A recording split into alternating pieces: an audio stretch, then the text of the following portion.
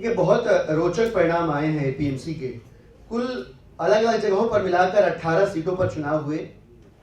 18 सीटें हैं जिसमें 17 सीटों पर चुनाव हुए और उन 17 सीटों में से आम आदमी पार्टी समर्थित 14 उम्मीदवार विजयी हुए हैं।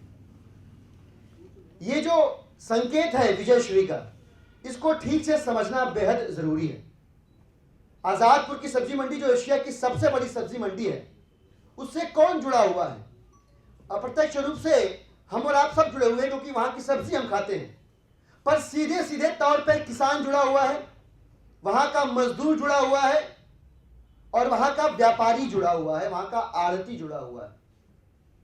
नोटबंदी का जब काला कानून आया, इसके खिलाफ अरविंद केजरीवाल जी ने आजादपुर की सब्जी मंडी में हजारों हजार की संख्या में आए मजदूरों को, व्यापारियों को, आड़तियों को, किसानों को, माताओं, बहनों और गृहिणियों को संबोधित किया, उनसे संवाद स्थापित किया और हमें लगता है कि ये जो जीत हुई है आम आदमी पार्टी समर्थित 14 उम्मीदवारों की, ये माननीय मोदी जी के काले कानून के खिलाफ, नोटबंदी के नाम पर हुए 8 लाख करोड़ रुपए के घोटाले के खिलाफ एक जनमत संग्रह है, एक रेफरेंडम है।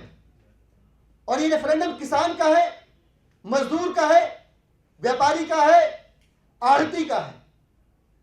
दूसरी बात, आप सबको पता होगा कि मंडियों में अधिकांश जगहों पर कांग्रेस का कब्जा रहा है, कुछ एक जगहों पर बीजेपी काबिज रही है।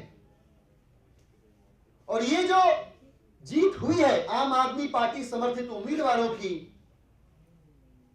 कहीं ना कहीं इससे यह साबित होता है, स्पष्ट होता है, और निगम के चुनाव भी आने वाले हैं, उसकी पृष्ठभूमि में भी ये बात कह रहा हूं कि मजदूरों ने, किसानों ने, व्यापारियों ने, जो कभी भारतीय जनता पार्टी को वोट करता था और अब अपने आप को ठगा हुआ महसूस कर रहा है, इन सब ने भारतीय जनता पार्टी को तो नकारा ही है। कांग्रेस जिसका मंडियों में कब्जा था, कांग्रेस को बुरी तरह से खारिज किया है।